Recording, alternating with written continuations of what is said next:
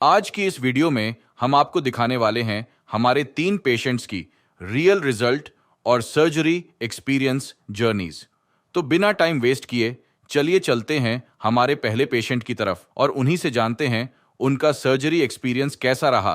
तो बात ऐसी है कि लाइफस्टाइल का अगर मैं बताऊं तो जब से मैं बाहर गया हूं, क्योंकि पहले मैं इंडिया में जॉब करता था, मैं इंडिया से बाहर हूं, तो बेसिकली तुम ये बोल सकते हो, क्या कहते हैं कि पानी जो चेंज हुआ है ना, वो पानी चेंज की वजह से हुआ है। एंड सेकेंडली जो मुझे अभी अभी पता चला है कि भाई स्मोकिंग करने से बाल जाते हैं। अब मुझे नहीं पता कैसे जाता है, लेकिन अब लाइक 12th के बाद से मान लो तो लगा लो 11-12 साल हो गए मैं हर दिन स्मोक करता हूँ। एंड सेकेंडली वैक्स, वो मैं 10 साल की उम्र से लगा रहा हूँ, लेकिन मेरे बाल नहीं गए। जाने वाले होते तो बहुत पहले चले जाते, वो अभी गए। तो मेरे को तो नहीं लगता वैक्स इतना बड़ा कारण है कि बाल जाने के लिए। बट जो पानी चेंज हुआ है, एंड सिगरेट बोल सकते हो, क्योंकि जा तो रही थे, अब देखो जो जैसा होता है, लेकिन मोस्टली मेरे को लगता है ये फैक्टर्स हैं। सो गाइस, मेरा नाम राहुल है और मेरी उम्र 29 ईयर्स है। और हेयरलाइन जो मेरी रिसीड हुई है ये पिछले 1-2 साल में हुई है, जब से मैं बाहर गया था। क्योंकि एक्चुअली मैं most of the time India था, जैसे ही मैं अब्रॉड गया उसके टाइम से लाइक वाटर चेंज की वजह से ये हेयरलाइन रिसीड होने लगी। और फिर मुझे लगा कि अब यार करना चाहिए कुछ इसके लिए। तो मैंने लाइक यूट्यूब में करा, सर्च करा, एंड लाइक बहुत सी जगहों पे सर्च करा, and then I finally landed up in this place. फिर जब मैं यहाँ पर आया हूँ तो मुझे पता चला है कि ये लोग अच्छा करते हैं जो करते हैं। अब देखते हैं आने वाले टाइम में कैसा रिजल्ट आएगा, but hoping for the best and let's see कैसा रिजल्ट रहेगा, अभी देखते हैं। तो हुआ ये था कि मेरे को मतलब ऐसे एक्चुअली बिल्कुल फीलिंग नहीं आई थी कि कैसे बाल जा रहे हैं नहीं जा रहे। जस्ट नॉर्मल एक, मेरे को अभी भी याद है, मैंने एक फ़ोटो क्लिक कराई थी, एंड फोटो क्लिक कराने के बाद मेरे को उसमें दिखा, मैंने कहा यार ये तो बाल ही नहीं दिख रहे हैं यहाँ पर, ऐसा कैसे। फिर उसके बाद 2-3 जगह ऐसे हुआ कि बाल ही नहीं दिख रहे हैं। फिर मेरे को लगा कराना चाहिए, लेकिन टाइम बीतते गया नहीं कराया। तो फाइनली ये हुआ, क्या कहते हैं कि मैंने सर्च करा, एंड देन फिर मुझे लगा कि यार करवा देना चाहिए। तो अब मैं आया हूँ इधर। तो बात ऐसी है कि लाइफस्टाइल का अगर मैं बताऊं तो जब से मैं बाहर गया हूं, क्योंकि पहले मैं इंडिया में जॉब करता था, मैं इंडिया से बाहर हूं, तो बेसिकली तुम ये बोल सकते हो, क्या कहते हैं कि पानी जो चेंज हुआ है ना, वो पानी चेंज की वजह से हुआ है। एंड सेकेंडली जो मुझे अभी अभी पता चला है कि भाई स्मोकिंग करने से बाल जाते हैं। अब मुझे नहीं पता कैसे जाता है, लेकिन अब लाइक 12th के बाद से मान लो तो लगा लो 11-12 साल हो गए मैं हर दिन स्मोक करता हूँ। एंड सेकेंडली वैक्स, वो मैं 10 साल की उम्र से लगा रहा हूँ, लेकिन मेरे बाल नहीं गए। जाने वाले होते तो बहुत पहले चले जाते, वो अभी गए। तो मेरे को तो नहीं लगता वैक्स इतना बड़ा कारण है कि बाल जाने के लिए। बट जो पानी चेंज हुआ है, एंड सिगरेट बोल सकते हो, क्योंकि जा तो रही थे, अब देखो जो जैसा होता है, लेकिन मोस्टली मेरे को लगता है ये फैक्टर्स हैं। लाइफस्टाइल में जो चेंजेस आए हैं बालों की वजह से, लाइक जब मेरे पे पहले बाल थे तो लाइक हैं तो अभी भी, लेकिन मतलब एक कॉन्फिडेंस लेवल होता है ना कि जो मुझे हेयर स्टाइल बनाना है। क्योंकि मेरा कभी भी ऐसा नहीं रहता कि आज जो मैंने हेयर स्टाइल बनाया वो कल बनाऊंगा। मैं बालों के साथ बहुत खेलता हूँ। एक बाल मेरे लिए एक प्लेग्राउंड टाइप है कि आज ऐसे बने हैं तो कल दूसरे तरीके से बनेंगे। लेकिन जब से पीछे गए बहुत डिफिकल्ट हो जाता है तुम्हें कुछ भी चीज़ करना, क्योंकि वो साफ दिखता है। और जब वो दिखता है ना, तो मेरे को नहीं पता औरों का कैसा है, लेकिन मेरे को बालों से कॉन्फिडेंस आता है। अगर वो बाल नहीं है तो भाई कॉन्फिडेंस तुम थोड़ा सा नीचे रहते हो। अब भले ही तुम उसको टोपी पहन के छुपाओगे, चश्मों से छुपाओगे, जैसे मर्जी छुपाओगे, लेकिन वो दिख जाएगा तुम्हारे चेहरे पे, और एक बालों से कॉन्फिडेंस आता है। तो प्लान एटलीस्ट लाइक मेरे को 2-3 साल से तो सोच ही रहा था। जब से पहली बार देखा तब से ही मतलब सर्च करने लग गया था कि क्या करना है क्या नहीं करना है, लेकिन नहीं करा। फिर रिसेंटली अभी ऐसा कुछ हुआ कि मैंने बोला यार कर ही लेते हैं। अब नहीं करोगे तो कब करोगे, बिकॉज मैं फिर दोबारा एक कंट्री स्विच करके कहीं और जाना चाहता हूँ। तो मेरे को लगा अगर मैं ऐसी ही लाइफ में आगे बढ़ते रहा तो मैं कभी नहीं मिल पाएगा मेरे को time, and this is the best time कि मैं अभी करके इसको साइड कर दूँ। तो इसलिए मैंने अभी करके इसको साइड करने की सोची। कॉन्टैक्ट करा, यूट्यूब पे देखा, like Instagram, I think Instagram या यूट्यूब कहीं पर एक जगह पे देखा, and then directly contacted them. फिर हमारी बात हुई, फिर एक फाइनल प्राइस डिसाइड हुआ, एंड देन उसके बाद मैं यहाँ पर हूँ आज। तो एज सच तो दिमाग में तो कुछ भी नहीं चल रहा है, ब्लैंक पड़ा है। एंड मेरे ख्याल से यही सबसे बेस्ट होता है, क्योंकि जितने भी नेगेटिव थॉट्स हैं एक लाइफ लेसन है। लाइक अगर तुम्हें जो भी चीज़ करनी है लाइफ में, नेगेटिव सोच लो, पूरा नेगेटिव सोच लो अपनी लाइफ में। स्टार्टिंग में करने से पहले सोच लिया, बस वही बुरा, सबसे बुरा वही हो सकता है तुम्हारी ज़िंदगी में। उससे ज़्यादा बुरा कुछ नहीं होगा, कर डालो। अगर तुमको लगता है कि उससे बुरा कुछ नहीं होगा और तुम सह सकते हो, कर डालो बस। और इसलिए मेरे दिमाग में कोई थॉट्स नहीं आते, क्योंकि मैं सबसे बुरे से बुरा सोच के बैठा हुआ हूँ और वो मैं जी चुका हूँ उसको। इसलिए मैं थोड़ा फ्यूचर में ही चलता हूँ। तो इसलिए मैं आगे की सोची, अब मैं सोच ही नहीं रहा हूँ आज क्या होगा कल क्या होगा, देखेंगे भाई, जो होगा होगा, मस्त होगा। तो फिलहाल जो भी था ये बिफोर सर्जरी जो भी मैंने बोलना चाह रहा था ये सब मैंने आपको बोला। अब धीरे धीरे जो जैसे जैसे प्रोसेस होंगे मैं आपको बताते रहूँगा, करते रहेंगे, एंड देन जैसे प्रोसेस होगा आगे आगे बढ़ते रहेंगे, and I will show you around like what will happen. Okay.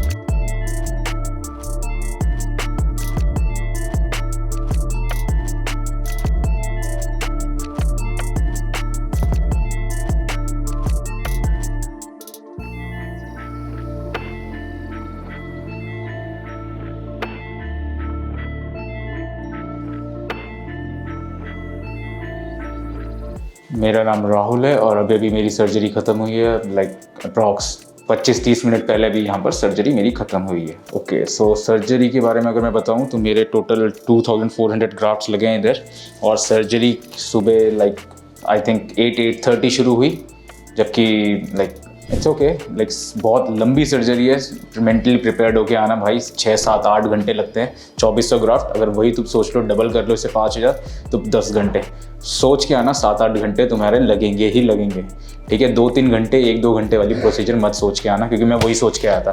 Then second thing, it's okay, मतलब सर्जरी ओके है, सब कुछ ओके है। दर्द तुम्हें होगा नहीं, बीच में हो सकता है कि मतलब कभी तुम्हारा एनेस्थीसिया की डोज थोड़ी सी कम पड़ जाए, तुम्हें दर्द हो जाए, उसके अलावा बिल्कुल भी तुम्हें दर्द नहीं होगा।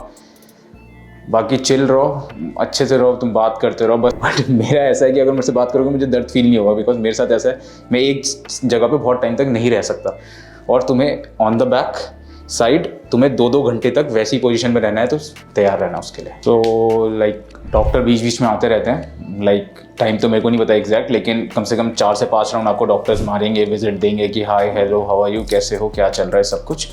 एंड बाकी बीच में अगर आपको कोई भी अगर थोड़ा सा भी डिले लग रहा है कि मेरे से नहीं हो पा रहा है, तो आप 5-10 मिनट का ब्रेक ले सकते हो, वॉशरूम ब्रेक वगैरह वगैरह आपको सब मिलेंगे, पानी चाहिए पानी वगैरह सब कुछ होगा उधर, लाइक प्रॉपरली टेकन केयर। तो ये अभी तक की थी मेरी जर्नी, लाइक मेरे हेयर ट्रांसप्लांट की। तो फिलहाल तक जो है वो आप देख पा रहे हो अभी। एंड नेक्स्ट टाइम मैं आपसे शायद PRP के टाइम पे मिलूं, जब मैं आऊँगा तो उस टाइम पे देखेंगे कि 1 मंथ में क्या रिजल्ट आता है और क्या नहीं आता है। And hope for the best. Thank you.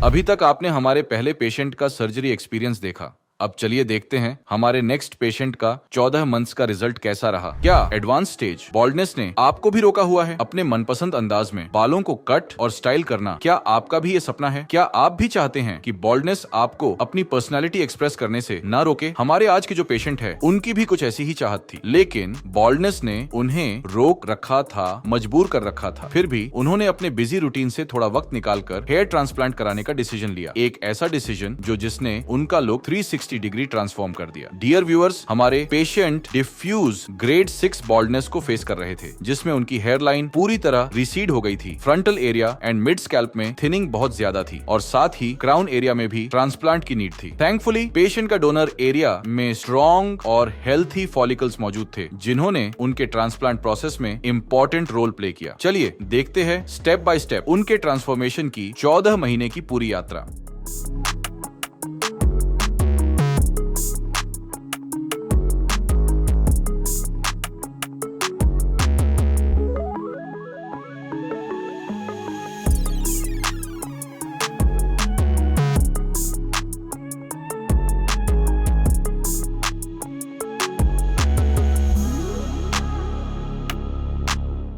अगर आप भी हमारे पेशेंट की तरह अपने लुक्स को बदलना चाहते हैं, तो आज ही हमारे एक्सपर्ट्स के साथ कंसल्टेशन बुक करें। पेशेंट की बॉल्डनेस एग्जामिन करने के बाद हमारे एक्सपर्ट्स ने उनका हेड वॉश करवाया और हेयर ट्रिम किए। इसके बाद पेशेंट के donor area density, hair skin contrast और हेयर कैलिबर जानने के लिए ट्राइकोस्कोपी के थ्रू स्कैल्प को एक बार फिर से एनालाइज किया, और फिर पेशेंट की हेयरलाइन डिजाइन की। हेयरलाइन को पेशेंट के फेशियल फीचर्स के अकॉर्डिंग मिडल से थोड़ा लोअर और ग्लैबेला पॉइंट डिस्टेंस से क्राफ्ट किया गया। इससे पेशेंट के फेशियल फीचर्स को सिमेट्री और फ्रेमिंग मिलेगी, जिससे यूथफुल लुक अचीव होगा। हेयरलाइन के साथ पेशेंट का अफेक्टेड एरिया भी आउटलाइन किया गया, जो ओवरऑल लुक को ट्रांसफॉर्म करने में हेल्प करेगा।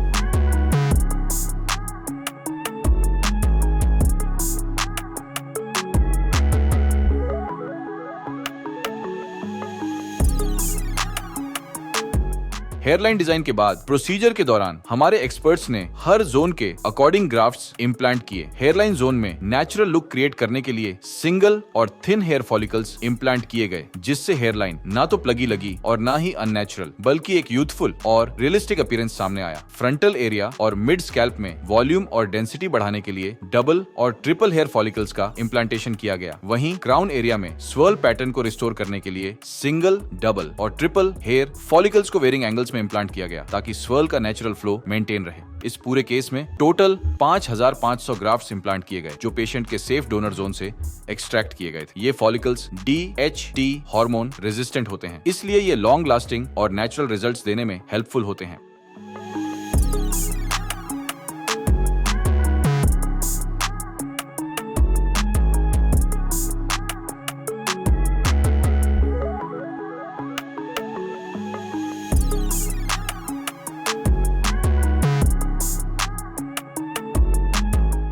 अगर आप भी हेयर ट्रांसप्लांट करवाना चाहते हैं तो कमेंट करिए हेयर ट्रांसप्लांट। ट्रांसप्लांट के 1 मंथ बाद जब पेशेंट अपने पहले फॉलोअप PRP सेशन के लिए हमारे क्लिनिक आए, तो हमारे एक्सपर्ट्स ने ऑब्जर्व किया कि उनकी स्कैल्प से लगभग 60% ट्रांसप्लांटेड हेयर्स शेड हो चुके थे, जो कि हेयर ट्रांसप्लांट जर्नी का बिल्कुल नॉर्मल और एक्सपेक्टेड फेज होता है। इस शेडिंग फेज का मतलब ये नहीं होता कि ट्रांसप्लांट फेल हो रहा है, बल्कि यही वो नेचुरल प्रोसेस है जिसमें ट्रांसप्लांटेड हेयर्स टेम्पोरेरीली झड़ते हैं, ताकि उनकी रूट्स भीतर गहराई तक स्कैल्प में सेटल हो सकें। यही मजबूत फाउंडेशन आने वाले महीनों में नई ग्रोथ को सपोर्ट करता है। इस स्टेज पर पेशेंट को थोड़ा पेशेंस रखना पड़ता है, क्योंकि यही फेज आगे चलकर एक फुलर, डेंसर और नेचुरल लुक की शुरुआत करता है।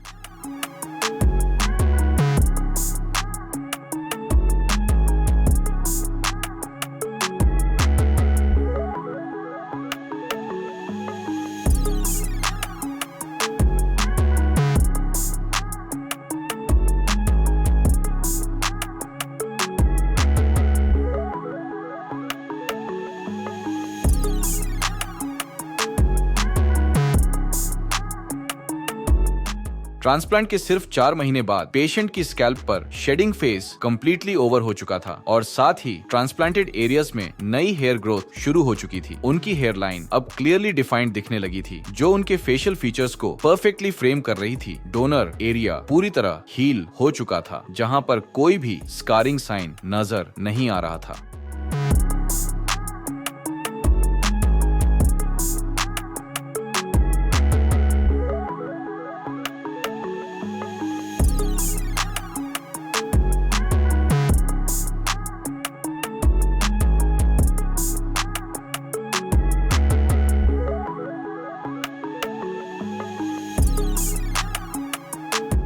हेयर ट्रांसप्लांट के 7 महीने बाद पेशेंट की स्कैल्प पर विजिबल ग्रोथ शुरू हो चुकी थी। हेयर लाइन अच्छी तरह से फ्रेम हो गई थी, जो चेहरे की सिमेट्री को एनहांस कर रही थी। हालांकि frontal area and mid scalp region में अब भी थिनिंग दिखाई दे रही थी, और क्राउन एरिया में भी ग्रोथ का प्रोसेस जारी था, और एक्सपेक्टेड डेंसिटी अगले कुछ महीनों में क्लियरली नजर आने वाली थी।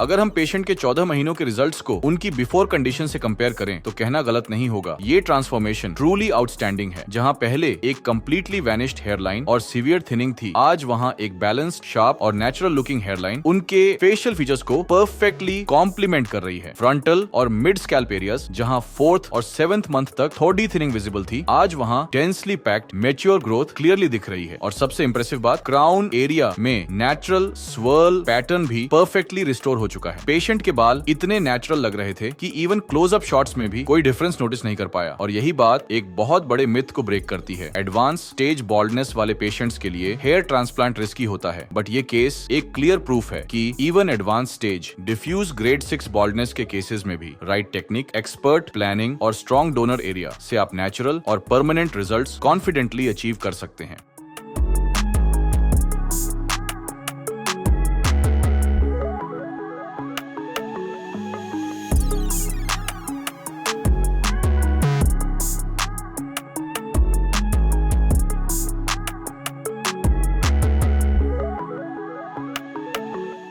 अगर आप भी एडवांस स्टेज ऑफ बॉल्डनेस या फिर हेयर लॉस से परेशान हैं, तो आज ही हमारे एक्सपर्ट्स के साथ कंसल्टेशन बुक करें या फिर दिए गए नंबर पे अपने स्कैल्प की पिक्चर्स शेयर करें। हेयर ट्रांसप्लांट से सिर्फ बाल ही वापस नहीं आते, बल्कि इसके बाद पेशेंट का खोया कॉन्फिडेंस भी वापस आता है। इसीलिए QHT क्लिनिक में हर procedure scientific planning, advance technique और पेशेंट सेंट्रिक केयर के साथ किया जाता है। तो अगर आप भी अपना खोया कॉन्फिडेंस और लुक वापस पाना चाहते हैं, तो आज ही हमारे एक्सपर्ट्स से कॉन्टैक्ट कीजिए।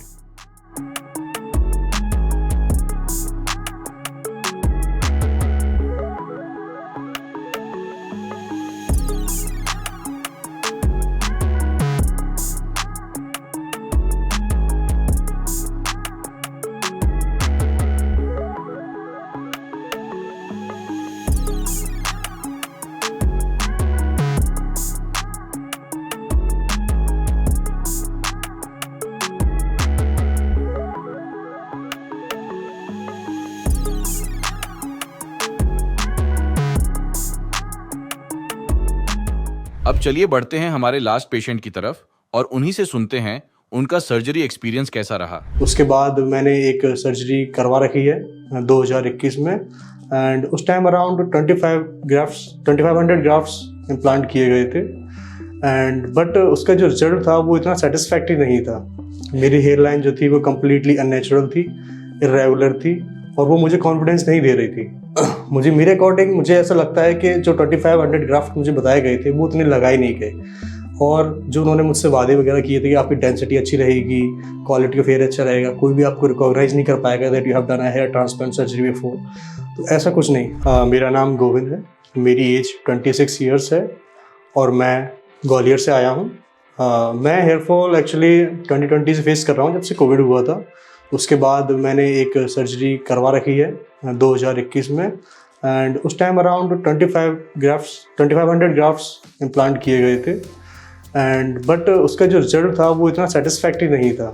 मेरी हेयर लाइन जो थी वो कम्प्लीटली अननेचुरल थी, इरेगुलर थी, और वो मुझे कॉन्फिडेंस नहीं दे रही थी। तो फिर मैंने काफ़ी सर्च किया यूट्यूब वगैरह पे, तो मुझे QHT के बारे में पता चला और मैंने काफ़ी रिजल्ट्स देखे इनके। काफ़ी रिजल्ट मुझे काफ़ी अच्छे लगे, काफ़ी इम्प्रेसिव लगे, और तो फिर मैं आज QHT हूँ और देखते हैं यहाँ पे कैसा रिजल्ट निकलता है, कैसा होता है। हाँ, तो मुझे अपने हेयर लॉस का कारण लगता है जैसे कि मेरे घर में कोई भी बॉल्ड नहीं है, कम्प्लीटली कोई भी बॉल्ड नहीं है, ना जेनेटिक हिस्ट्री रही है हमारी।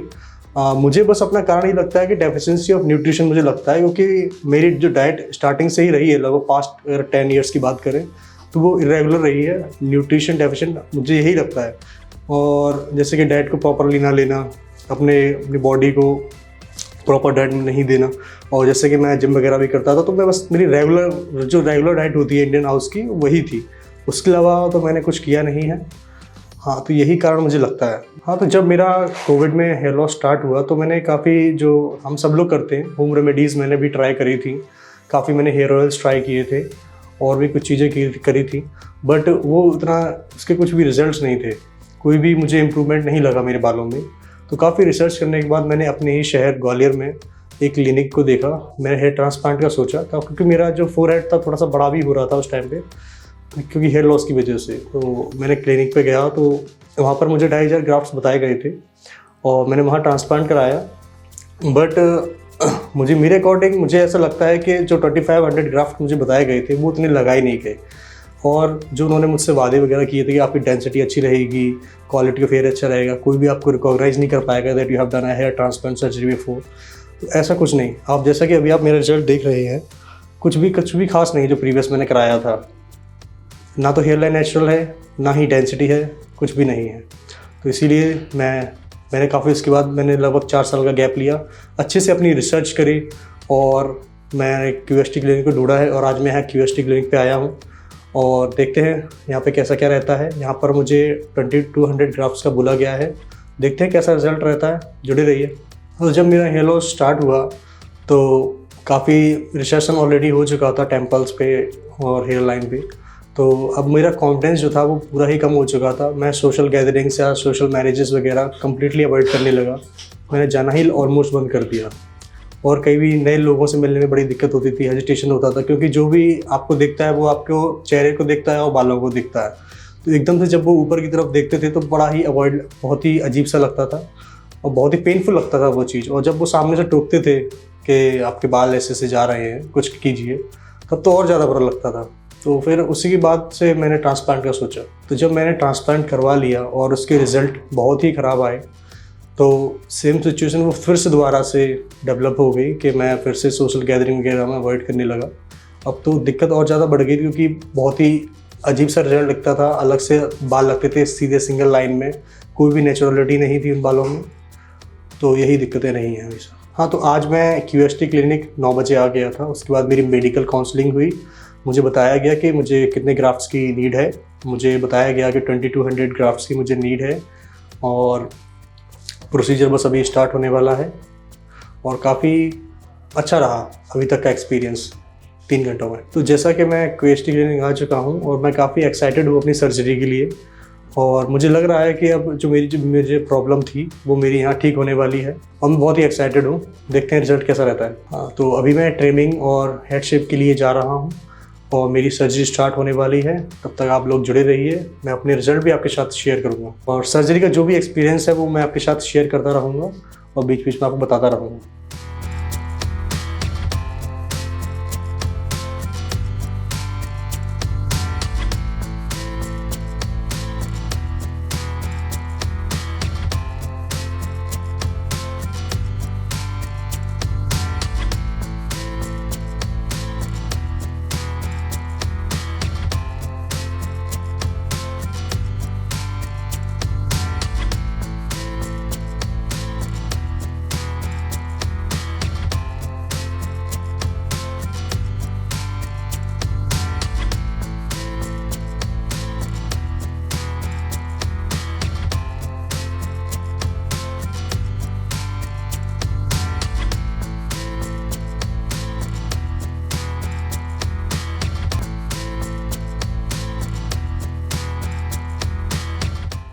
जैसा कि आप देख रहे हैं मेरी सर्जरी हो चुकी है और 10 मिनट हो चुके हैं मेरी सर्जरी को। मेरी सर्जरी में लगभग 2200 ग्राफ्ट लगे हुए हैं और मेरा काफ़ी अच्छा एक्सपीरियंस रहा। 8 से 9 घंटे मुझे सर्जरी में टाइम लगा है। अगर हम पेन की बात करें तो पेन केवल जब आपको एनेस्थीसिया एडमिनिस्टर किया जाता है तभी पेन होता है, थोड़ा बहुत ही होता है। उसके बाद बिल्कुल पेनलेस सर्जरी है, आप सब लोग आराम से करा सकते हैं, कोई दिक्कत नहीं है। तो जैसा कि आप जानते ही हैं, मैंने QST से अपना ट्रांसप्लांट कराया है और मेरा एक्सपीरियंस काफ़ी अच्छा रहा है। और अभी तक जो मेरी हेयर लाइन डिज़ाइन हुई है, जिस प्रकार से मेरी ग्राफ्टिंग हुई है, काफ़ी मेरा सही डिसीजन रहा है QST क्लिनिक का। आप देखते हैं रिजल्ट कैसा रहता है, तब तक के लिए जुड़े रहें। और अगर हम टेक्निक की बात करें तो मेरी सर्जरी की जो टेक्निक थी वो QST थी। अब जो मेरी PRP होगी वो लगभग 1 मंथ बाद होगी। तब तक के लिए आप जुड़े रहें और मैं अपना रिजल्ट अवश्य शेयर करूँगा आप सबके साथ।